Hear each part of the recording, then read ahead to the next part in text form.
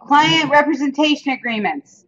So these are the agreements that the brokers uses to employ or to act for the seller or buyer, or their client representation agreements. The Board of Realtors has several. Any broker you work for is going to have several that are typically what we do in the Cincinnati area. The brokerage houses use the Board of Realtor forms because they've been tried and true. They've been tested through court, through actions, whatever. They're good accepted agreements in our market. But then they'll take the Board of Realtor forms and put their own logo, they stamp their logos on them. But typically they're using Board of Realtor forms because whatever realtor it is in Cincinnati, who's ever representing the buyer or the seller, we're using the same forms back and forth. Everybody knows how to play in this marketplace. So we're going to talk about different types of listing agreements, causes for termination, the listing presentation, and the information needed for a listing agreement. This is where you want to make sure you have a broker that's going to let you train under somebody, that you're going to go to listing presentations. You're going to see how they get their CMA market analysis done. This is part of the whole training that needs to go on. They can't expect to sit you out in the field and expect you to do a listing presentation without training. You have to be trained. Identify and explain the listing agreement terms, responsibilities of both parties, and describe the types of buyer representation agreements and causes for termination. When you represent the seller, we have something called the exclusive right to sell listing agreement. We have the exclusive agency listing agreement. We have something called an open listing, and we might have something called a net listing. In Ohio, we do not use something called a net listing. Ohio does not recognize that business in our market. Open listing means anybody can bring a buyer to the table. You as the seller's open listing, you will only get paid if you actually bring the buyer too. You don't actually get paid and assume you're going to be paid at all. Open listing is not something typically brokers, agents take because they honestly feel like for their time, they won't get paid for the money for their time for doing the work. Exclusive agency listing, exclusive right to sell listing are the things we're trying to do. The exclusive right to sell is the one we really want to get because the exclusive right to sell means that no matter what happens, we're going to be paid to sell that house. Even if somebody brings their buyer, the seller brings the buyer in as the exclusive right to sell, I'm still going to get paid. If I just do an exclusive agency listing, the buyer finds their own buyer, I may not get paid.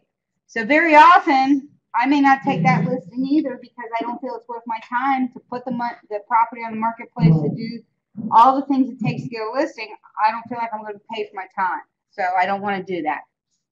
So this is where when you're working under agents, learning about how they're doing their agreements and what they're doing, they'll coach you through this. But you need to know what they are and how they work. Listings involve cooperating brokers, meaning that anytime you take a listing to sell a house, if your broker's a member of the Board of Realtors, they're going to list it in MLS. Anytime they list it in the MLS, they're inviting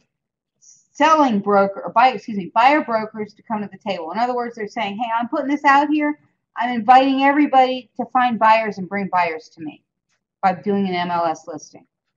That's part of how we play in our sandbox together as realtors when we do this. We can terminate the seller representation after we sold the house. The purpose is fulfilled, the contract's done. The term expires, the property gets destroyed, title is transferred by an operation of law, by mutual agreement, by breach, meaning the seller typically or the realtor might breach the contract, or one party dies or becomes incapacitated. Again, that may not mean that you actually terminate the seller representation. It may mean that you end up working for the estate. In Ohio, that doesn't, when the seller dies, we don't automatically assume it's done. We typically go on.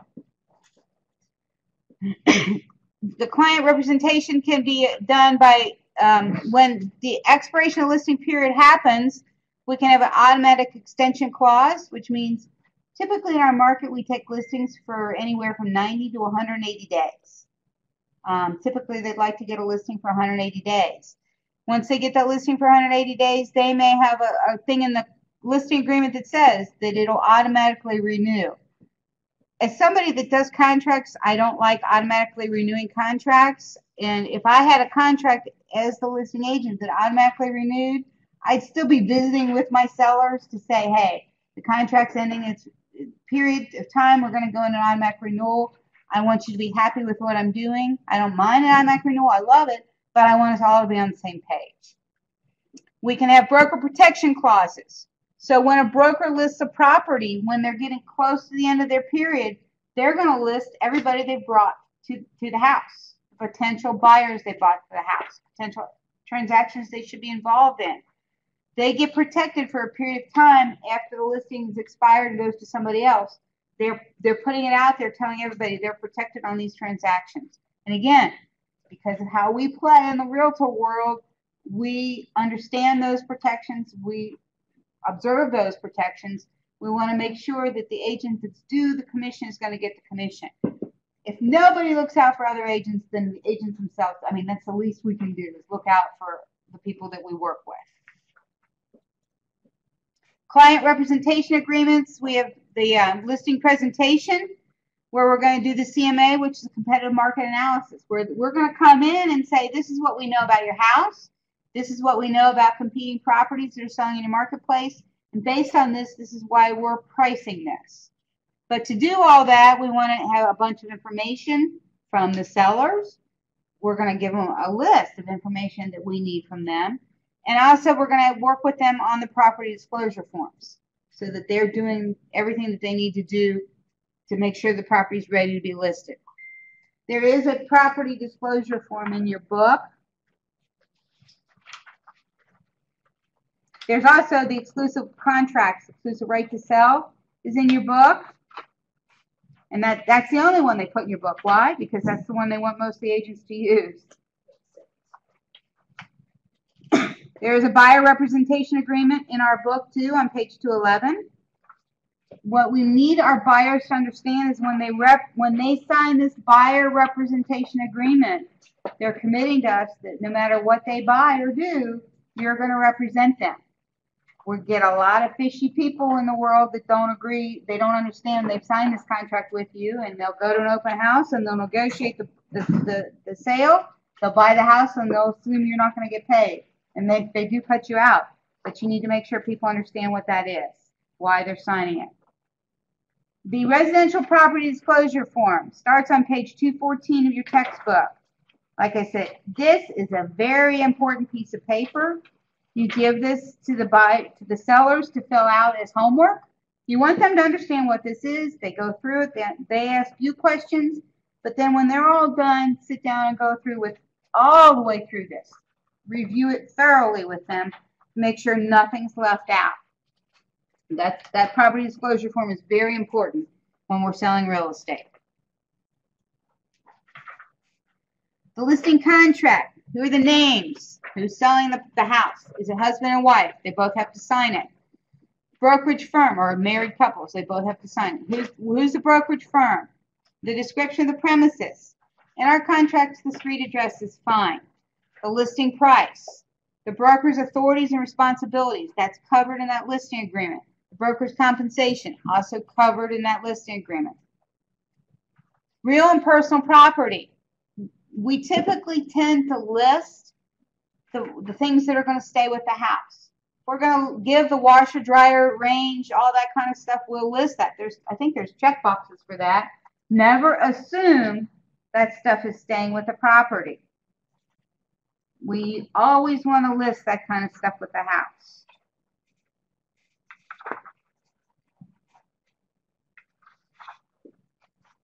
That'll be an addendum, or we'll list something in the contract somewhere where we'll write all the things that will go with the sale of the house.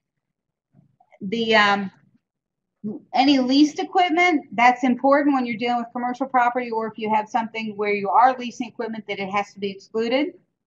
The proposed dates for closing and possession. Okay, I'm selling my house, but I've got kids in the school district, and I'm listing my house for sale in April, but I don't want to move until the end of the school year at the end of May. So I might put that in my contract that I will not move until I can have a closing anytime, but I won't give up possession until the end of May. That's fine. But we do that up front. We let everybody know what we're doing. I have to buy a house before I can move out of here. What kind of time frame will I get? Years ago, we used to assume at a closing somebody was going to give keys at the closing. That doesn't happen anymore. We can negotiate month, 2 months, 3 months. Hell, my folks bought a house in Florida. They let the guy live there for 3 years. Well, he paid them. He was their first tenant. But because they weren't moving down the right away, they bought a house that they wanted to move to eventually, and he paid them. He stayed there for 3 years as a tenant, paid their mortgage for 3 years. So again, possession doesn't have to assume that it's going to be a certain time. We want to put that in the contract. The closing, when it'll happen, how? Evidence of ownership. This is where you do some pre-work. You're taking a listing, you want to have them do a title commitment. Have them go out and do that today. They're going to pay $500 to get a title commitment, but right away we're going to find out if they got clouds on title. Clouds on title can take 6 to 9 months to clean up, or a year sometimes. So we want to find that out right away. And when you do a title commitment, you're going to see the encumbrances. You'll find out if there's other problems. Is that typical that they do it in advance? The title thing? No, it's not typical in Ohio. It's not typical in Cincinnati at all, because in Cincinnati, up until 12 years ago, we always assumed the buyers were going to buy title insurance. Literally, we assumed the buyers were going to buy title insurance. The market changed when a lot of out-of-towners came in and said, what do you mean the buyers are going to buy title insurance? We expect you to give us title insurance. That's you saying you have a good title. So it's more acceptable today to do that commitment, but you still have to talk people into that. It's kind of not there. When I worked for a title company, I wanted to go to commercial guys and say, listen, the day you take the listing, you get a title commitment. In Cincinnati, we don't do that. If you do that work in Dayton, Columbus, Cleveland, that's the first thing they tell you to do as a commercial property owner. Get a title commitment the day you're going to decide to sell it. So in Cincinnati, we're back asswards in how we do some of our work, because historically, it's our German heritage where we said, we don't trust anybody. The buyer's going to buy their own. Seller is not going to offer that. She's looking at me like I'm nuts, because this is the only part of the country where we do that. And it's taken some time to get that to go the other way. So as a good agent, I want title commitment up front, because I want to know if I'm going to have problems. People are going to be resilient to try to do that, but we tell them why. We educate them what the title commitment is doing, what it's finding out. If they've owned a property through 2005, 8, 9, and 10, when their bank might have sold and they've been paying mortgage payments, or they thought they might have paid it off back then, but they never got a satisfactory mortgage, all the more reason to get a title policy, title commitment, because the title company can help you get that work done. And that might take a couple months to get that satisfaction done. So again, we want to explain why, educate our audience what they're doing. Encumbrances will be found through the title commitment. Home warranty.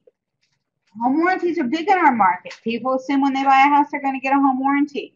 My kid bought a home warranty with his house. The sellers offered the home warranty with his house. His air conditioning unit froze up, and it wasn't because it was installed wrong. It was just old, needed work, and it was covered. He just had to call the company in. It was covered under his warranty. He was real happy. At that point in time, he was real happy he had a home warranty. It did not cover the roof problems, because they were known. He spent $5,000 and just put a new roof on his house. So home warranties cover different things. The termination, how the contract will be terminated, when. Broker protection clause, again, warranties by owner, the indemnification wording, non-discrimination wording, antitrust wording, signatures and date. Non-discrimination wording. You make it very clear to the sellers that you're going to follow fair housing practices. They come to you and they say, well, we only want to do it this way. And you can say that's a violation of fair housing practices. As a licensed agent, I have to comply with fair housing laws. I may not take your listing if you want me to operate this way. Actually, I won't take your listing if you want me to operate this way, because it's against my philosophical beliefs. It's against how I do my business. That you always, everybody, as an agent, you always have the opportunity to say, I don't want the business. And sometimes listen to your gut. If it's a really, people are just giving off the wrong vibes, it's all wrong, walk away. You don't need the business that bad. Believe me, you don't need the business that bad. It'll come back and haunt you.